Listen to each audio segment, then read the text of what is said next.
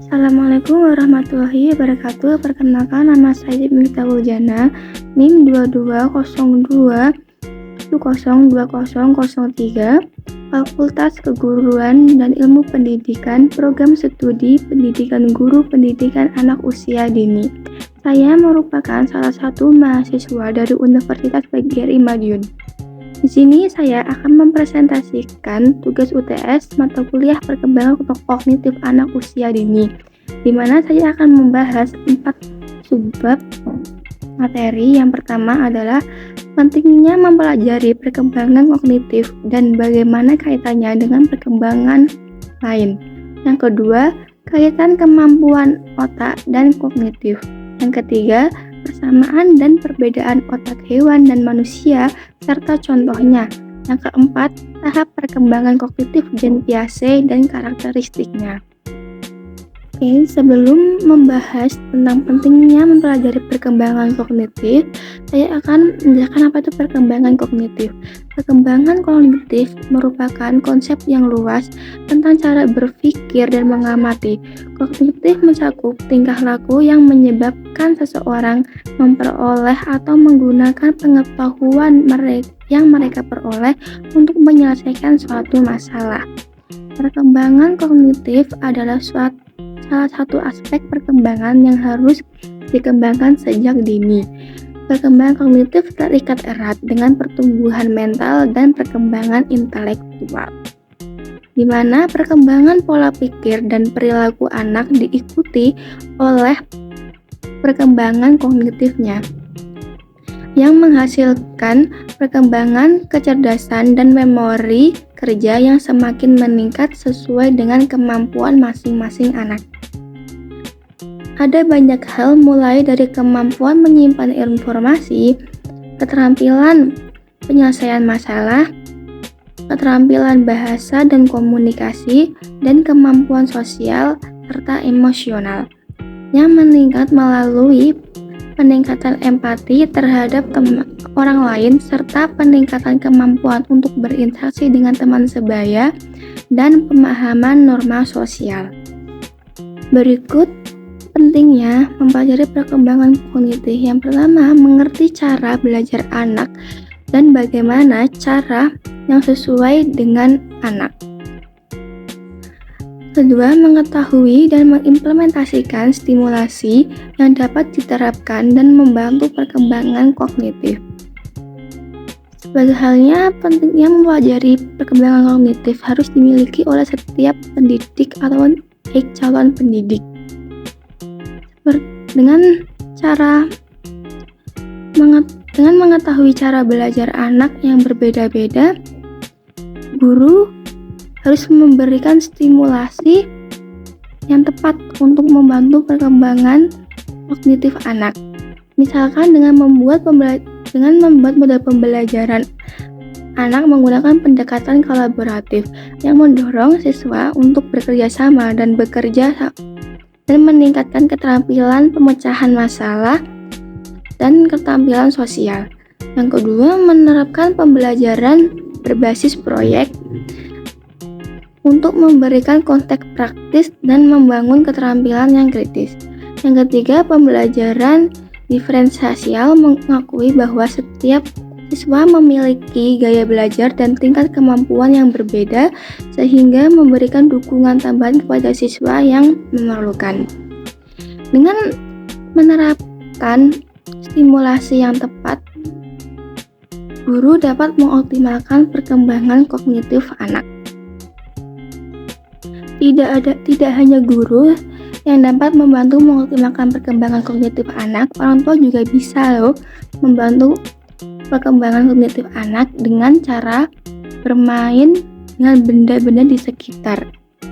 Untuk membantu anak tumbuh secara kognitif dengan bermain benda-benda yang mereka temui setiap hari, metode pembelajaran ini sangat baik untuk mendorong perkembangan kognitif anak. Dengan peralatan sederhana, mereka dapat berimajinasi dan berkreasi secara bebas. Jadi, para orang tua tidak perlu bingung bagaimana stimulasi untuk anak mereka. Jadi orang tua bisa memberikan bisa mengajak bermain anak dengan benda-benda yang ada di sekelilingnya. Selanjutnya, kaitan perkembangan kognitif dengan perkembangan yang lain.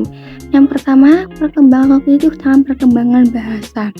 Setelah individu melakukan proses berpikir, mengamati, mengingat, menghubungkan, logika, berbahasa, memahami ruang dan bilangan, maka kemampuan bahasanya akan baik karena bahasa merupakan sarana untuk berpikir dan bernalar. Yang kedua, perkembangan kognitif dan fisik motorik. Pada dasarnya, kognitif berkaitan dengan otak, di mana dalam otak terdapat saraf yang menghubungkan dengan gerak dan akan dilakukan oleh individu. Yang ketiga, perkembangan kognitif dengan perkembangan sosial emosi. Perkembangan kognitif salah satunya adalah memahami. Jadi emosi yang dirasakan seseorang berasal dari cara mereka melihat situasi yang mereka hadapi. Jika mereka menilai situasi sebagai sesuatu yang positif, mereka akan mengalami emosi positif. Juga sebaliknya, jika mereka menilai situasi dengan negatif, maka akan mengalami emosi yang negatif juga. Materi kedua, kaitan kemampuan otak dan kognitif. Menurut Aristoteles menjelaskan bahwa otak adalah fungsi dasar yang ada di otak seperti ingatan, emosi, dan kesadaran yang semua itu dijalankan oleh hati.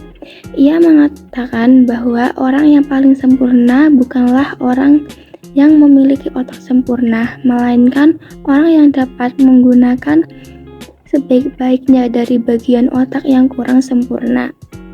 Otak mempengaruhi perkembangan emosi, sosial, komunikasi, seperti perkembangan bahasa nonverbal, perkembangan intuitif seni seperti menari, menyanyi, pengendalian ekspresi, pusat hayalan dan kreativitas, berpikir lateral dan tidak terstruktur, tidak memikirkan sesuatu secara detail.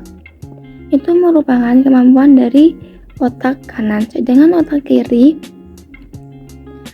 mempengaruhi perkembangan inteligensi seperti EQ, pusat perkembangan logika dan rasio seperti matematika, berpikir sistematis, bahasa verbal, dan berpikir linear, serta struktur, berpikir analisis, dan bertahap. Tentu hal itu berkaitan dengan kognitif. Kognitif juga mengacu pada kemampuan berpikir, mengamati, mengingat, menghubungkan, bahasa, logika, dan pemahaman ruang, bilangan. Hasilnya adalah kemampuan untuk menyelesaikan suatu masalah atau problem solving. Ini dapat disebabkan oleh fungsi otak kiri yang berbicara menggunakan bahasa verbal dan fungsi otak kanan yang mampu menggunakan ruang dan warna. Jadi otak dan kognitif itu saling berkaitan. Materi berikutnya, persamaan dan perbedaan otak manusia dan otak hewan serta contohnya. Persamaan otak manusia dan otak hewan memiliki struktur yang serupa seperti otak kecil, otak besar, dan batang otak, menggunakan indera yang sama untuk meraba, mencium, mendengar, dan melihat. Tapi walaupun seperti itu, juga terdapat perbedaan di antara keduanya. Yang ketiga, otak manusia dan hewan memiliki kemampuan untuk belajar dan beradaptasi dengan situasi baru. Selanjutnya, perbedaan otak manusia dan otak hewan. Otak manusia terdiri dari miliaran neuron dan masing-masing saling berhubungan. Kedua, otak manusia memiliki kemampuan kognitif yang lebih tinggi. Ketiga, otak manusia memiliki berat sekitar 3 pon atau 1.300 hingga 1.400 gram. Sedangkan otak tingkat kecerdasan dapat dibandingkan dengan ukuran otak masing-masing hewan. Kedua, otak hewan sangat beragam, sebagaimana spesies hewan sangat banyak dan beragam. Ketiga, otak hewan memiliki kemampuan kognitif yang relatif lebih rendah. Terkait dengan persamaan indera antara otak manusia dan otak hewan itu memiliki perbedaan yang sangat signifikan, di mana otak manusia kompleks untuk menggunakan indera, dan otak manusia itu lebih bisa menggunakan semua indera, walaupun ada beberapa manusia yang memiliki kemampuan salah satu inderanya itu paling kuat. Tapi kalau hewan, contohnya seperti anjing yang memiliki lebih banyak neuron di area otak lain seperti penciuman daripada di korteks cerebral yang bertanggung jawab atas proses kognitif. Hal ini dapat dilihat bahwa anjing penciumannya tuh lebih tajam untuk mencium bau-bau yang ada di sekitarnya. Sedangkan manusia dapat mencium tapi tidak dapat terlalu intens untuk mencium suatu bau. Materi yang terakhir adalah tahap perkembangan gen Piaget dan karakteristiknya. Tahap perkembangan pertama adalah sensori motor usia 0-2 tahun. Bayi menggabungkan pengalaman sensorik seperti melihat, mendengar, dan tindakan motorik seperti menggapai, menyentuh untuk membentuk pemahaman mereka tentang dunia. Selama tahap sensori motor, perkembangan utama yang dicapai adalah pemahaman bahwa objek dan peristiwa yang terjadi di dunia secara alami sebagai akibat dari tindakannya sendiri. Contohnya, jika ibu meletakkan mainan di bawah selimut, anak tahu bahwa mainan yang biasanya ada atau dilihatnya ini tidak terlihat akan hilang. Anak secara aktif atau merespon untuk mencari mainan tersebut. Pada awal tahap ini, anak berperilaku seolah mainan itu hilang begitu saja. Tahap kedua adalah praoperasional usia 2-7 tahun, yaitu peningkatan kemampuan menggunakan simbol untuk menunjukkan objek yang ada di sekitarnya, berpikir egosentris dan terfokus. Pada tahap ini, anak masih melihat dari sudut pandangnya saja tanpa melihat sudut pandang dari orang lain. Jadi apa yang dilihatnya itu adalah benar. Tahap ketiga adalah operasional konkret usia 7-11 tahun. Tahap konkret dianggap sebagai titik balik penting dalam perkembangan kognitif anak karena menandai permulaan pemikiran logis. Pada tahap ini, anak cukup dewasa untuk menggunakan pemikiran atau pemikiran logis, tetapi mereka hanya dapat menggunakan logika untuk hal-hal fisik. Anak belum dapat berpikir secara abstrak atau hipotesis, tapi mereka dapat memecahkan masalah secara logis. Tahap terakhir adalah operasional formal usia 11 hingga dewasa.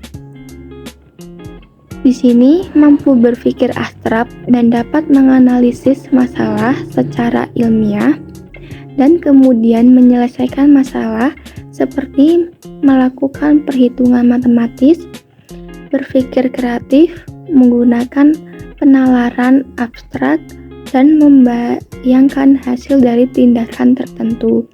Jadi pada tahap ini, anak atau remaja itu sudah dapat mengetahui sebab akibat atas perilaku atau tindakan yang akan dilakukannya.